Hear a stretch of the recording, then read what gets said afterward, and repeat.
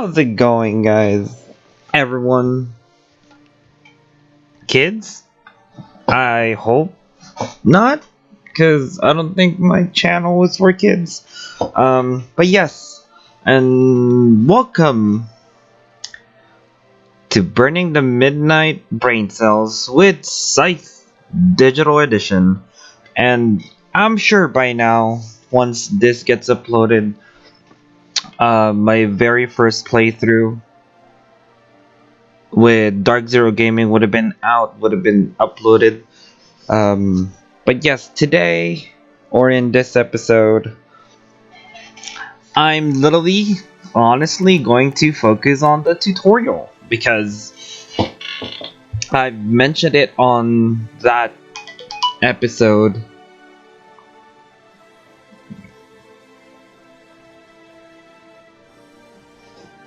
I've mentioned in that episode that me and a couple of my friends have played this like physically, like the actual board game, and then apparently we read the instructions wrong, and there's a couple of things or game mechanics that we were doing wrong.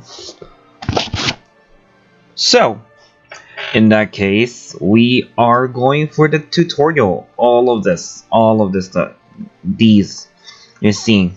So let's go. Let's start with the game goals and action system. Start Polania. You may only spend resources from territories you currently control. That one I remember, or at least they kind of figure it out when we were playing.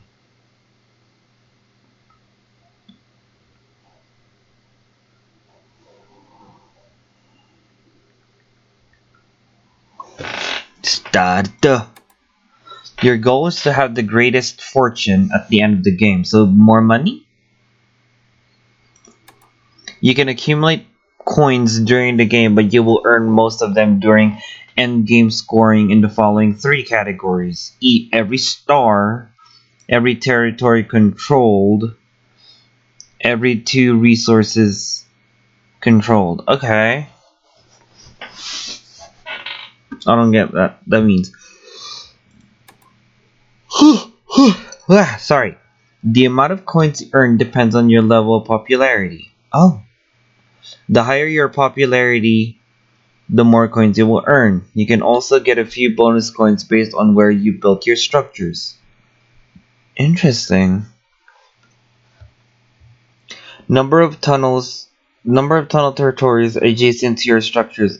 Only count each tunnel once. A mine does not count as a tunnel for this purpose, and rivers do not break adjacency. What is this? What is 6429? Okay. The game progresses as players earn stars through various achievements. It ends when any of the players reaches 6 stars. Stars can be earned by accomplishing any of the following. I think this one we figured out.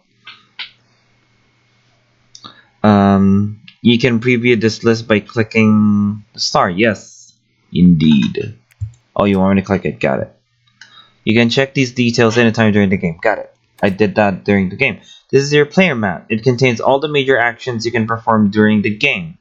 You might notice the player mat is divided into full sections. Oh, the bottom one. Yes, indeed. I have noticed this. Your turn. Top row action, bottom row action. During your turn, you're allowed to perform up to 2 actions from the player mat section of your choice. The actions are executed in the top-down order. Each action is optional. You're always free to skip it. Oh, so I can do both. You need to select a different mat section each turn. I didn't know I can do both. I thought I can only do one. Naruhodo. Let's select coin gain action. Okay. Oh, I thought I could do both. Coin gain. Let's skip the bottom action for now and end the turn. Note that the section with previously taken action is now disabled. You need to wait one turn to use it again. Let's look at the star conditions. This symbol indicates power. You are very close to reaching the target 16 to achieve a stall.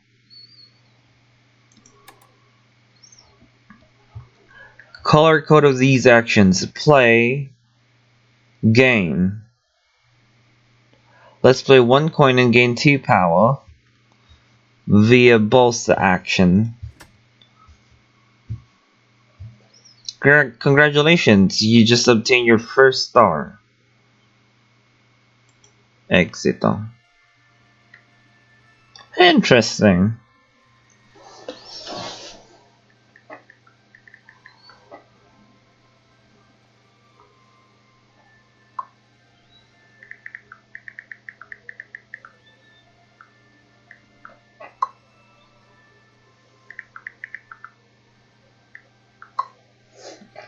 Alright, movement.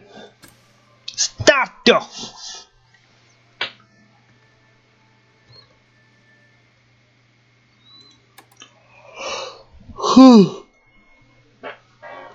Each of the 3 unit types in the game, characters, mechs, and workers, share 2 key similarities. They can move around the board, though not over rivers or onto lakes by default. They can transport any number of resources or resource tokens. Character can engage in combat, gain a factory card, have encounters.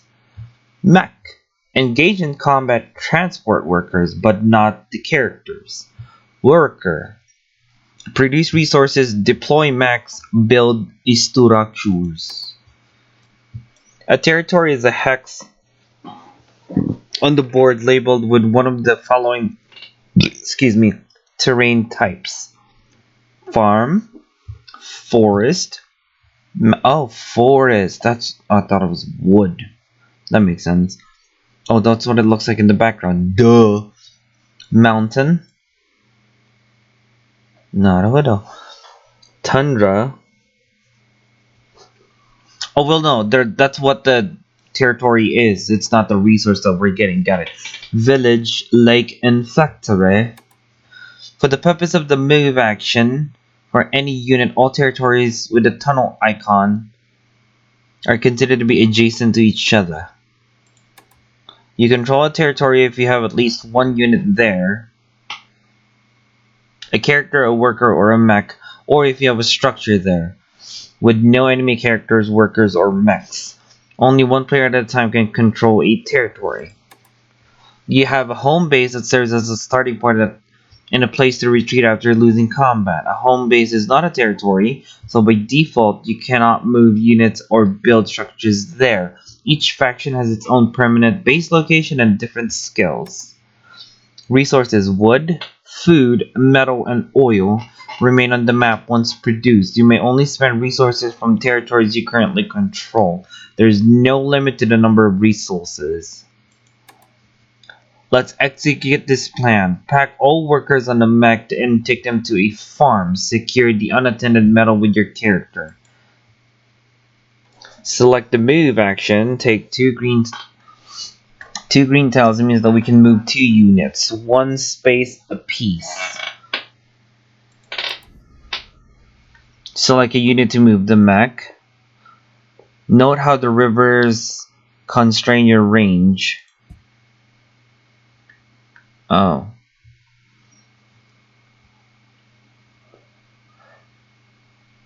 Use this transport area to load all your workers into the mech. Note you can click each worker icon individually or use to load them all at once.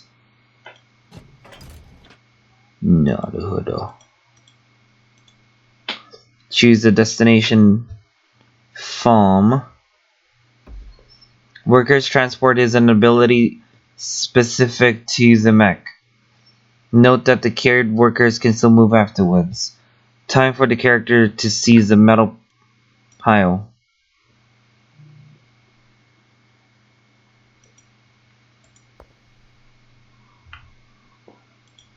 No.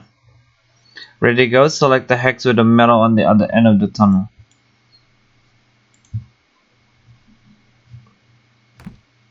Well done. You might also move your units via drag and drop interaction. Please tick the drag and drop checkbox in the options to enable it. Note, this option is available for any games except the tutorial. Gotcha. No.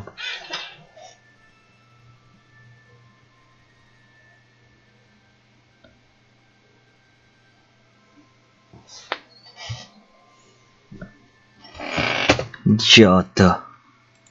Alright, next is combat. Let's see how it is.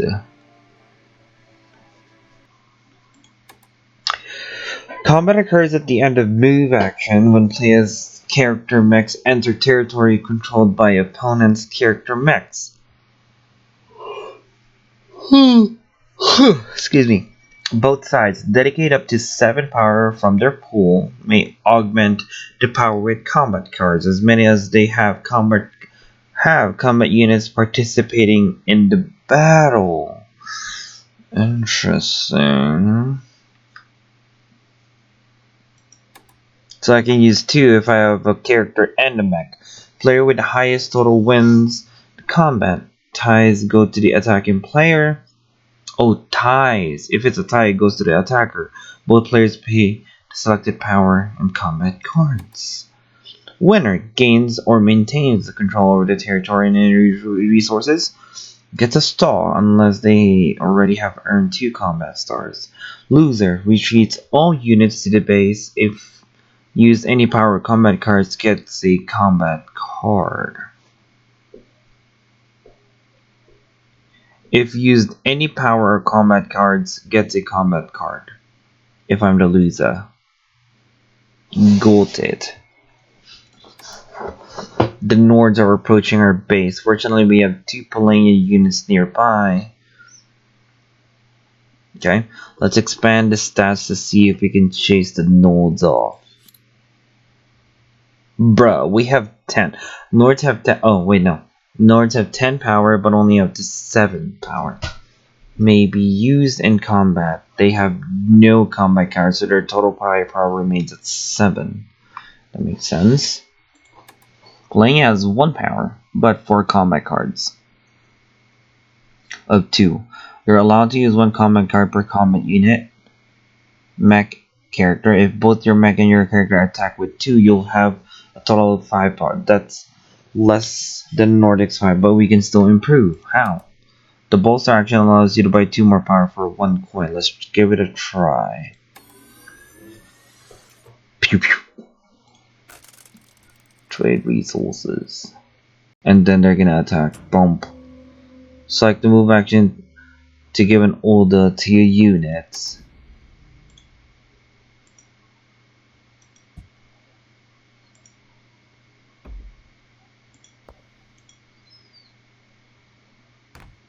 And the combat phase starts once the move action is finished. Select the battlefield to resolve the combat. Move the slider to the 3 power. Then use your combat cards. I got you, you bitch.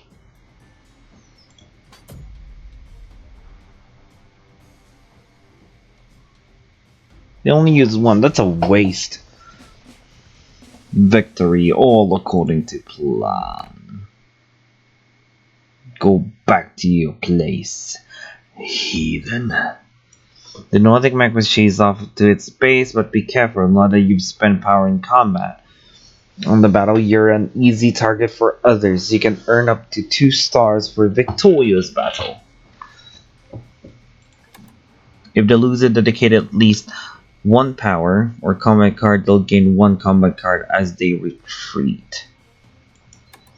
Finally, workers are not fighters. They can neither attack, move to enemy territories, or use combat cards. You lose 1 popularity for each enemy worker forced to retreat by your attack. This is quite interesting. Alright, continue. There's much more to learn. Factory and encounters.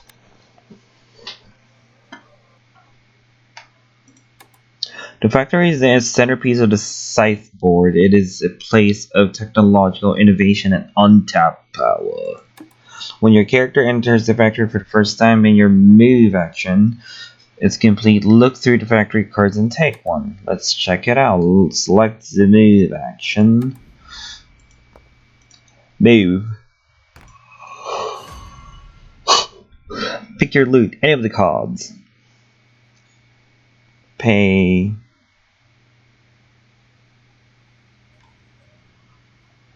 Gain popularity. Money. I have the money, but it's the cost of. No.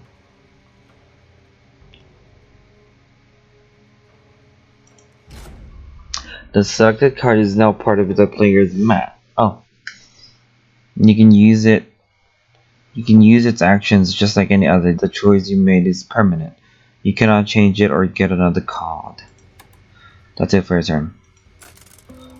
Let's take the new action for a spin. Pay gain. Okay, pay 1. Again, the exchanges work and the stats is updated. All factory cards have a bottom row move action. It's a little different from the standard move action as it says move 1 unit up to 2 times within the same move action. Select the character. There's one more place I'd like to show you. It seems there's something special about one of the villages highlighted in a different color. Oh, the encounter. As your character treks across Eastern Europa, they will encounter a number of local people and situations. Such encounters locations are marked with encounters. Only characters will trigger the encounter. Okay. Let's see what's going on here.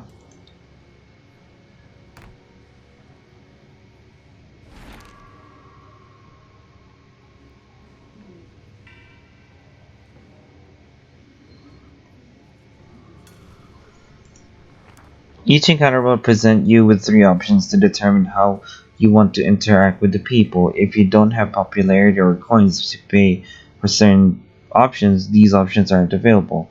The number in the upper left corner is just for referencing the card. Enjoy an afternoon. Okay. I guess the peaceful. I suggest the peaceful option 1. Enjoy an afternoon festival with the commoners. Gain 2. 1 popularity. Period 2 to gain 2 power and 2 popularity. I don't have money. Well, I do have money.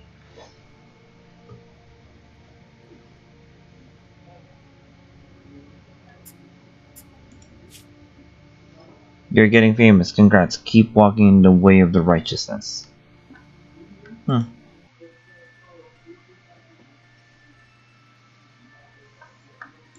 Trade in produce.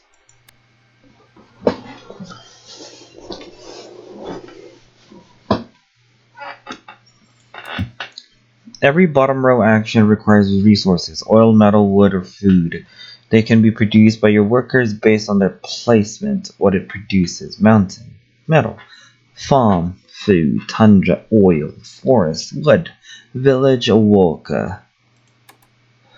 Let's take a look at produce action. The cost blank is related to the number of workers. Where is it? It's not here.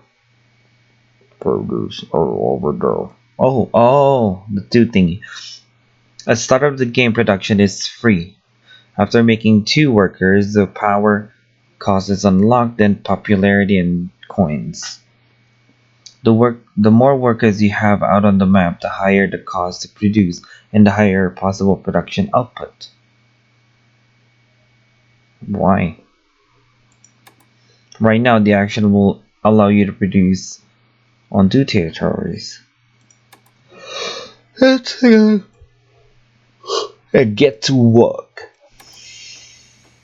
The number of resources that can be produced on each field corresponds to the number of workers working it.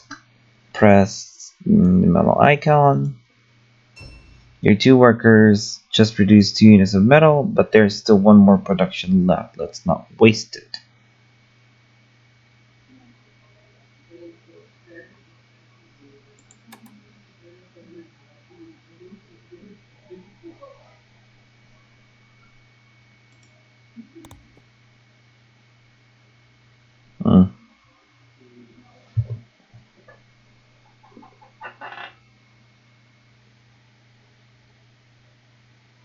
Mm.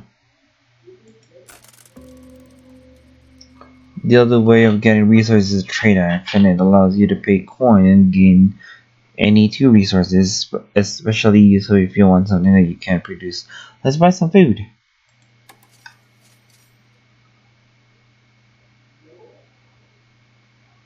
Third. Wonder. Keep your resources growing and your empire will flourish. I'm specifically putting exit instead of like next tutorials to see how many more. Or what's next? Upgrades, mechs, structures, recruits, faction ability and objectives, and score. Okay. Upgrade.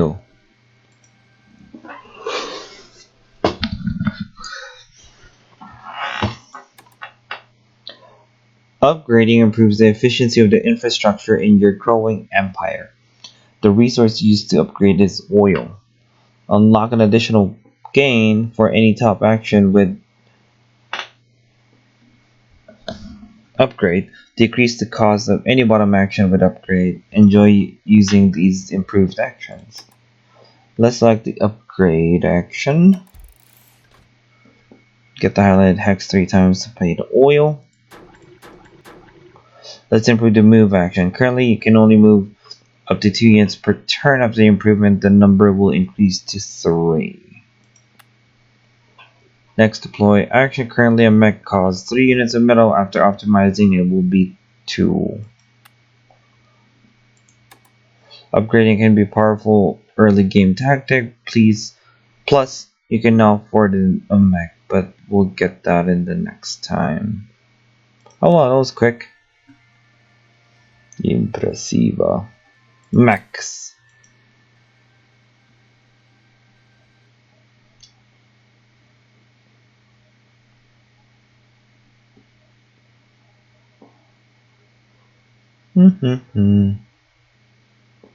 Come on, start. Oh, sorry. I thought it was still loading. Deploy. You can deploy mechs to protect your workers and expand your empire. The resource used to deploy mechs is metal. Each mech unlocks a new ability for all your mechs and character. Mechs can be deployed on a territory with your worker, but not the lakes. Mechs can transport workers, resources, and participate in combat. Let's select the deploy action. Hit the highlighted territory to pay 3 metal. With each mech comes a new ability. You can unlock them in any order. This arm has been already unlocked in this game. Let's pick Riverwalk next. This will let us move into the continent. Finally, place the mech on the territory with at least one of your workers. Cool. And it's ready. We're going to take it a first spin. Next, and select the move action and test the new Riverwalk ability. Well, good. Your Riverwalk ability allows your mech to cross the river towards the forest. Please note the transport section will allow you to pick any workers and resources. Workers don't get the new ability, so the only way to get them across the river is to carry them with your mech. Let's exercise the Riverwalk skill.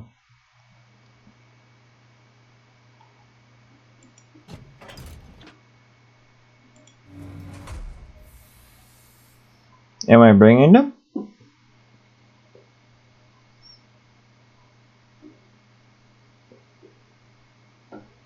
No.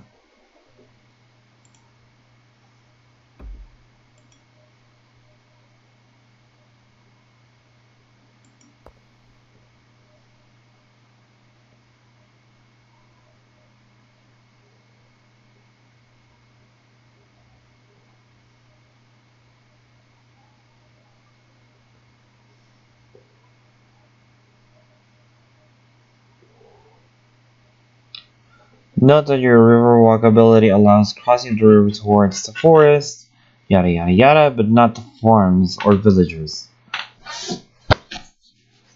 Yeah, forest, but not farms or village. Finish the move action to wrap up the lesson.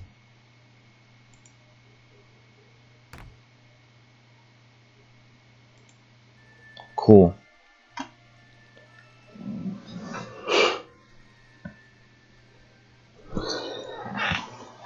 Structures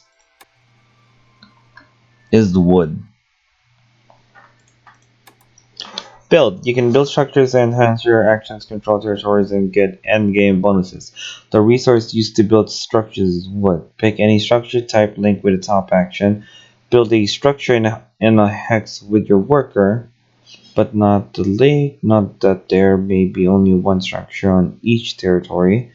The structure bonus activates whenever you take an assigned top action. I took the liberty of placing two structures already, the mines and armory. The mines act as a tunnel that the mine acts as a tunnel that only can use select the move action to give it a try. Move. Selector. Wee. Boop.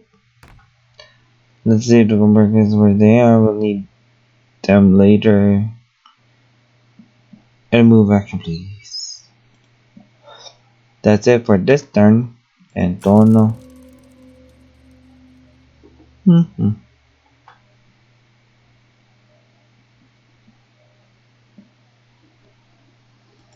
Mm-hmm.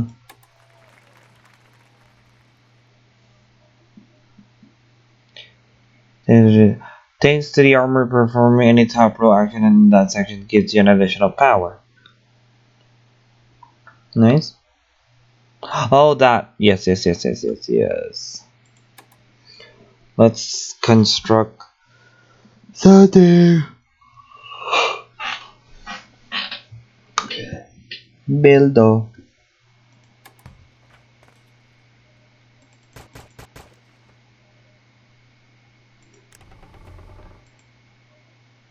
A person?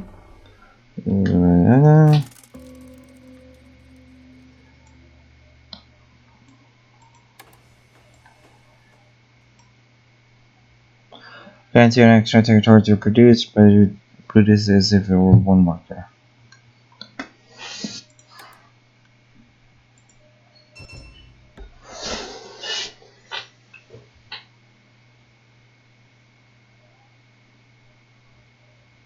Yep. The territory with one of your structures on it is under your control. However, if an opponent is on the territory with your structure, the territory is under their control. Structures cannot be destroyed or moved. You may build on the factory territory, but you won't. What? You can't build on lakes or bases. Sincerely, Scythe Workers Union.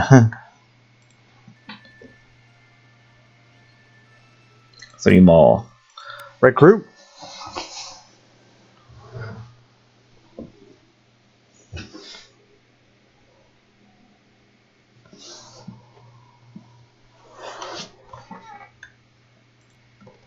Go! Proceed. Recruit! Enlist. Enlist gives you passive income whenever opponents perform bottom actions. The resource used to enlist recruits is food. Pick an ongoing recruit bonus assigned with a bottom row action. Pick pick a one-time bonus. Get an ongoing bonus whenever you or your direct neighbor player taking turn before you or after you takes an assigned bottom row action.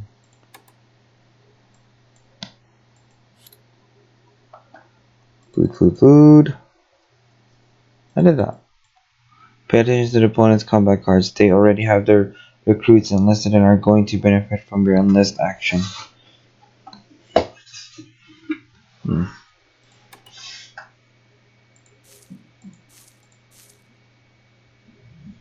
Choose the ongoing bonus first.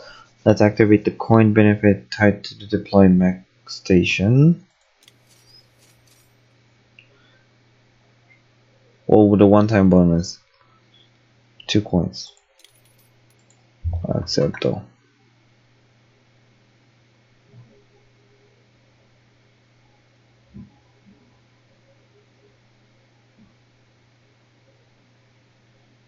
Your neighbors had their recruits already enlisted and go their ongoing bonuses for your action. And got. In a two-player game, you may only gain their bonus once per opponent for each bottom row action. Recruits can grant you a nice passive income. The earlier you enlist them, the more you benefit. That's true. Faction abilities and objectives.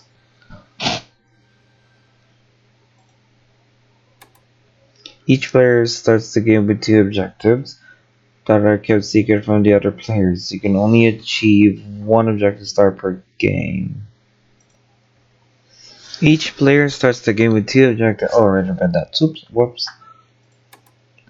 Objectable. We can fulfill an objective by either controlling 3 tundra, control 3 tundra territories at the end of your turn, or 3 village. Control these 3 village territories at the end of your turn. Cool. Each faction has a special ability. You can check yours by clicking the faction emblem near the stats. Nordic workers are accomplished swimmers who refuse to complain even while wading through the coldest of waters. They may move across rivers onto any type of terrain except lakes. This ability applies only to workers, not to characters or mechs. Interesting. While the character controls a village, we can use the swim ability for the workers to gain control over the other 2 neighboring villages and select the move action.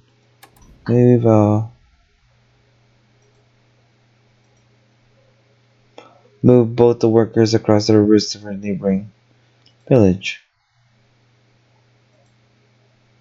Nice.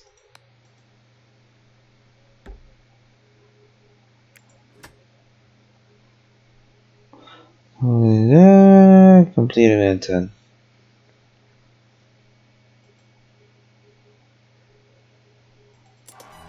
I clicked it.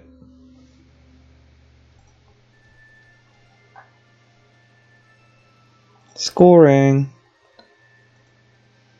It's all about the money, money, money.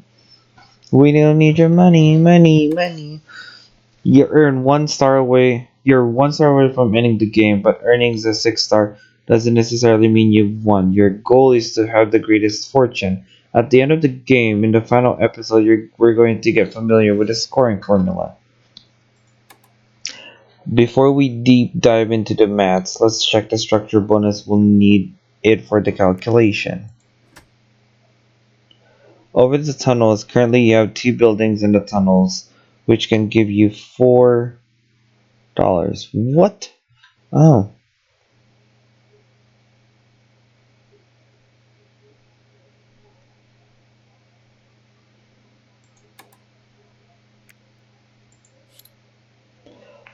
Let's go to that. Coins in hand. Structure bonus. Stores. What do you want me to do? Note that multiplier is coming from the third party for the 3rd popularity level. Okay.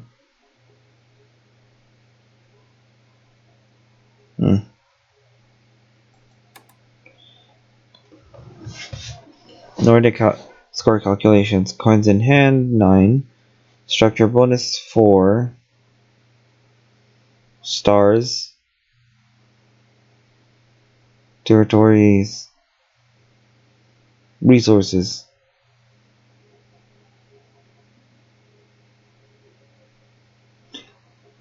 Take your time to compare both calculations.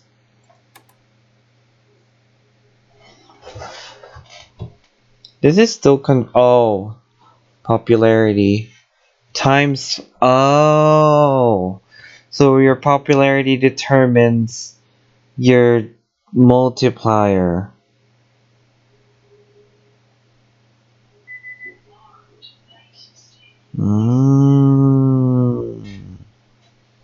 Naruto. Got it. Understood.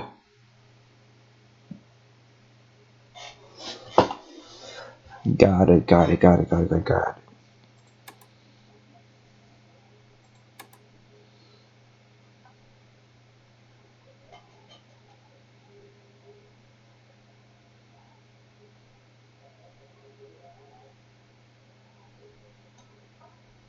Mm-hmm. I think I got it. Move action, like that, like that.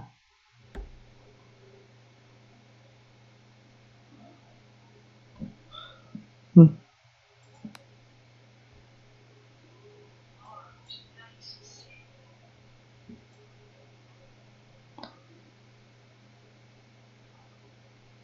Okay, so the tunnel. Secret tunnel. Secret tunnel. He didn't bring the fucking resource. I'm done.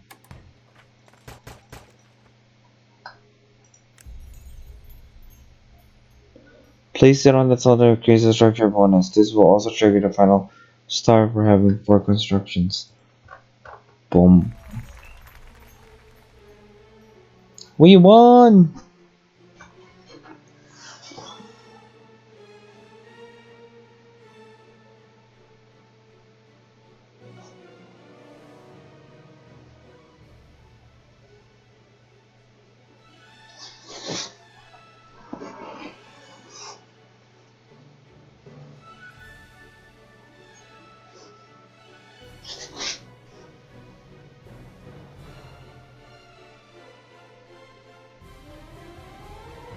We didn't win.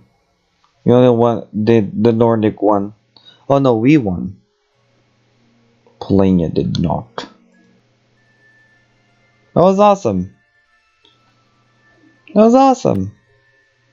Nice. I learned better, at least in the digital version.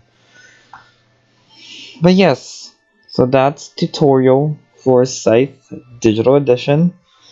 I do suggest y'all go to your local game stores and buy the physical version. But yes, whoever's watching, Scythe is a pretty cool game, and it's even more fun with friends. You can also play it alone. Even the board game you can play alone. There's a like a what you call it? There's like a computer ish, bot ish, NPC ish type gameplay so that you can play it alone. But hopefully you don't. If you don't have any, if time, um, I don't know what I'm going for. But yes, definitely try to get it, both digital or the board game itself. Either way it works, it's amazing. But yes, thank you guys so much for sticking with this one. I know I feel silent a couple of times here. My midnight brain cell has been burned, has been cooked. But anyways, thank you guys so much for watching. As always, please remember to stay safe and be kind to each other. Bye.